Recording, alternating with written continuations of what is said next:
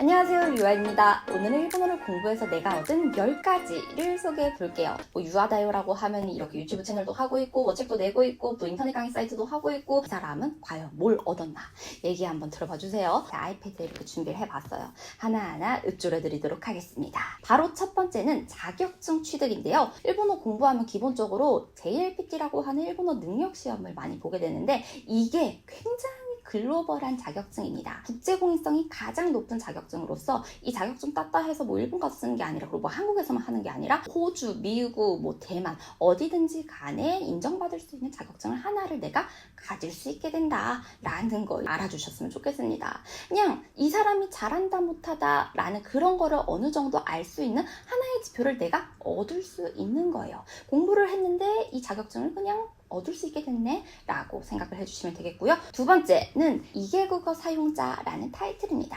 이거 느껴보신 분들은 이미 아실 거예요. 1개국어만 쓸 때와 2개국어 쓸 때 그 갭이 생각보다 많이 큽니다. 그리고 그 타이틀이 주는 뭔가 좋아, 기분이 나쁘진 않아요. 기분이 좋아요. 타이틀을 얻어갈 수 있다라는 거 알아주시고, 세 번째는 사귈 수 있는 친구가 늘어나요. 근데 저 진짜 여기서 여러분들한테 말하고 싶은 게 사귈 수 있는 친구가 내가 원래는 한국인을 만날 수 있었는데 한국인 플러스 일본인이 아니라, 그러니까 1 플러스 1이 아니라 1 플러스 1 말이 꼬이는데 그냥 더하기가 아니라 곱하기로 배로 된다라고 생각해 주시면 되겠습니다. 뭐 일본어 쓰는 대만인도 있고, 일본어 쓰는 미국인도 있고, 일본어 쓰는 독일인도 있고, 일본어 쓰는 영국인도 있고 굉장히 다양해요. 그리고 일본어 쓰는 베트남 사람도 있고요. 이렇게 내가 일본어를 공부했는데 이 언어를 쓰는 외국인들이 되게 많아요.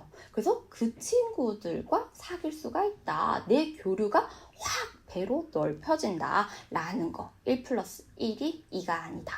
1 플러스인 줄 알았지만 1 플러스 1이니까 1 곱하기 베베베베베베베 엄청나게 이게 늘어난다. 그냥 엄청 많다라고 알아주시면 되겠고요. 그 다음 네 번째, 얻을 수 있는 정보도요. 그만큼 배로 늘어나요. 엄청 늘어나요. 내가 예를 들어 베트남 친구랑 말을 해요. 그럼 그 친구가 그 나라에 대해서, 우리 집은 이래서, 아니면 그 집안에 대해서 뭐 그런 환경 같은 것들을 내가 이 친구와 일본어로 대화하면서 정말 많이 얻을 수 있어요. 뭐 미국 친구도 생기고요. 캐나다 친구도 생기고요. 나는 영어로만 소통하면 되는 줄 알았는데 그게 아니었다라는 걸 이제 이때부터 눈이 팍 번뜩 띄어지시는 거예요. 아, 일본어로 정말 많은 정보를 얻어갈 수 있다. 뭐 인터넷 검색할 때에도 확 넓어지죠. 많은 정보들을 일본어로 흡수할 수 있게 된다라는 거. 그리고 이건 곧 우리의 폭넓은 사고 확장으로 이어지죠. 그 다음 외국 유학 찬스를 제 경우에 저는 얻었습니다.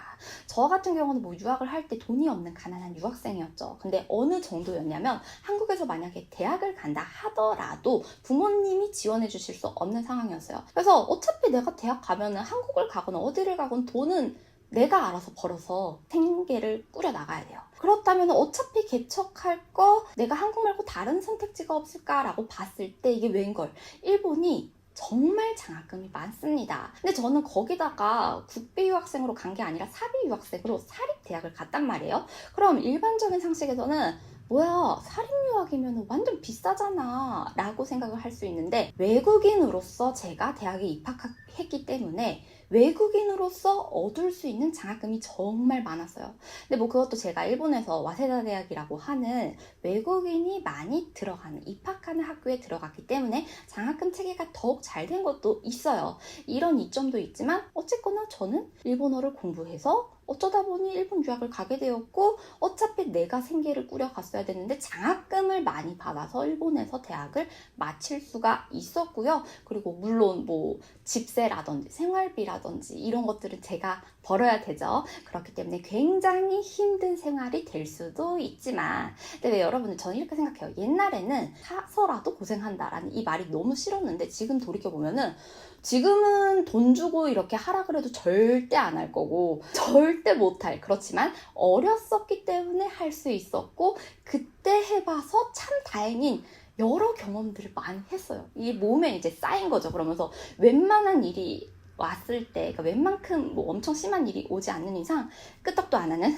네, 그런 많은 경험들을 해볼 수 있었다라는 거. 돌이켜보면 고생한 거 1도 후회 안 해요. 그 덕분에 많은 경험을 할 수 있어서 감사하고 있다라고 알아주시면 되고요. 그 다음 6번째인데요. 이거는 제가 한 경험이니까요. 일본어를 알면요. 중국어가 쉬워집니다. 물론 제가 그렇다고 해서 지금 이 말을 했다 해서 중국어를 잘하는 건 아니에요. 대학 시절에 중국어를 공부했었고 이때 HSK 4급까지 땄었어요. 근데 제가 이게 왜 쉽게 갈 수 있었냐면은 일본어를 학습하다 보니까 한자에 강해지거든요. 또 한자 하면 유아다요 아니겠습니까? 근데 이 한자를 아니까 한자가 다소 다르다 하더라도 중국어로 이게 대충 무슨 뜻인지 알아맞출 수는 있는 거예요. 그래서 어휘 외우는 게 쉬웠고 그만큼 어휘를 외우는 양이 많아지다 보니까 어휘 실력이 풍부해졌고 독해도 대략 어휘를 보고 때려 맞출 수 있습니다. 그래서 여러 파트 중에서 어휘와 독해에서 얻어가는 게 컸다. 그래서 중국어로의 진입이 쉬웠다라 할 수 있고요. 그렇지만 제가 잘하지 않는다 했잖아요. 이 듣기와 말하기의 영역은 별개인 것 같습니다, 여러분들. 이건 따로 그냥 알아서 노력하셔야 돼요. 네, 그래서 갑자기 말을 어떻게 해야 되나 싶은데 그 다음 가보도록 하겠습니다. 외국 생활을 할 수 있었다라는 건데요. 이거 좀 어떻게 보면은 어거지로 끼워 넣은 거라고 할 수도 있는데 외국 생활을 할 수 있었어요. 일본어를 공부해서. 뭐 가깝고도 먼 나라라고도 하고 가깝고도 이 문화를 느낄 수 있는 나라인 일본에서 뭐 한번 생활해 보는 거 누구나 한 번쯤 워킹 홀리데이를 간다든지 꿈꿀 수 있는 그런 일 아닌가요? 이 문화 경험해 볼 수 있는 거. 그리고 언제든지 가까운 나라니까 한국으로 다시 돌아와서 쉴 수도 있고 가족도 만날 수 있고 네, 이런 로망을 가질 수 있다 생각하는데 저는 그런 로망이 있었고 그 로망을 실현할 수가 있었어요. 뭐 언어가 되니까 정말 여러 선택지가 생겨나게 되고 그 중에 하나가 이제 유학을 가게 되면서 외국 생활이 가능해진 거죠. 이때 뭐 알바를 하면서 일도 배우고 그리고 학교 다니면서 친구를 사귀고 뭐 공부도 하고 가족을 떠나 홀로 자립하는 생활을 해볼 수 있다는 거. 뭐 저 개인적으로는 이렇게 혼자 홀로 훅 가족 중에서 홀로 훅 빠져나와가지고 나 혼자 이 세상이 어떻게 돌아가는지 이 시스템을 다 정말 적나라하게 몸으로 느끼면서 경험하면서 가장 빨리 배울 수 있는 기회라고도 생각합니다. 8번째 이어지는 내용인데요. 자아성찰의 시간을 갖게 되면서 스스로를 잘 알게 됩니다. 내 자신이 언제 상처받는지, 내가 언제 외로운지, 언제 슬픈지, 그리고 내가 그럼 언제 기쁨을 느끼는지, 언제 즐거운지, 뭘 할 때 좋아하는지를 알게 되면서 나 자신을 더욱 소중히 여길 수 있게 되고요.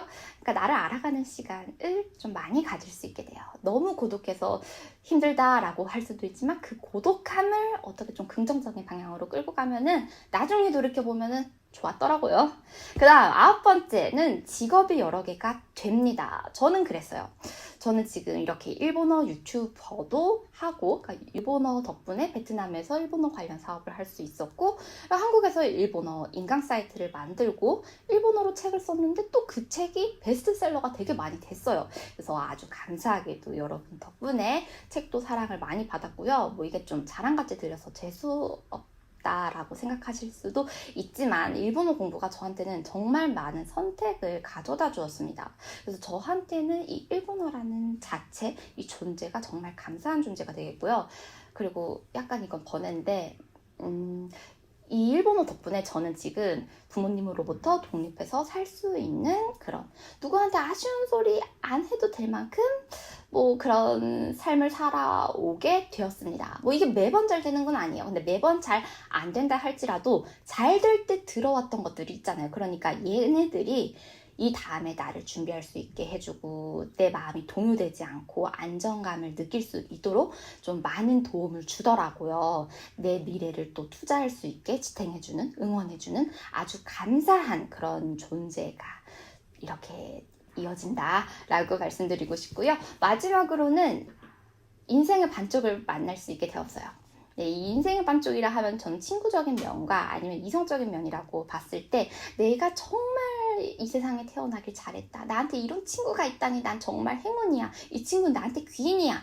라고 생각이 드는 그 친구와 지금의 남편을요. 일본을 갔기 때문에, 내가 그리고 일본을 했기 때문에 만날 수 있었습니다.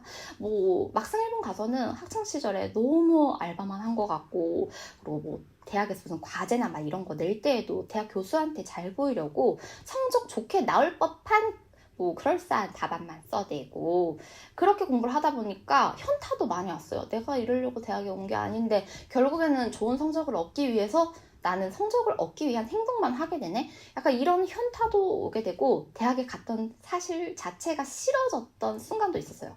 근데 이게 조금 더 나이를 먹고 뒤돌아보니까 내가 이때 일본어를 공부해서 일본 대학에 안 갔으면 이 친구를 어떻게 알았고 지금의 남편을 어떻게 만났지? 제가 대학생이었고 남편이 고등학교 3학년이었거든요. 근데 세월이 흘러 어느덧 제가 30대가 넘어가서 이렇게 결혼을 하게 되다니 일본어를 공부했기 때문에 내가 얻은 10가지 중에 손에 꼽을 수 있는 한 가지가 아닌가라는 생각이 듭니다. 제 얘기 들으셨을 때 어떠셨어요, 여러분들? 발음이 왜 세죠? 네. 분명 저 말고도 더 많은 경험을 하셨거나 아니면 더 좋은 일본어를 학습해서 일본어를 하게 된 걸로 저는 인생의 또 다른 선택지, 다양하게 또 이런 것들을 얻을 수 있었어요 라는 분들도 있을 텐데요. 제 이야기를 들으면서 내 이야기도 빠질 수 없는데 유아다요는 왜 이 얘기 안 해주지? 이거 나만 경험한 건가? 나만 스페셜한 건가? 싶으시면 코멘트란에다가 여러분의 경험 적어주시면 감사하겠습니다. 이번 영상 유익했으면 좋아요 눌러주시고요. 다음 영상으로 또 뵐게요. 다음에 또 봐요. 안녕.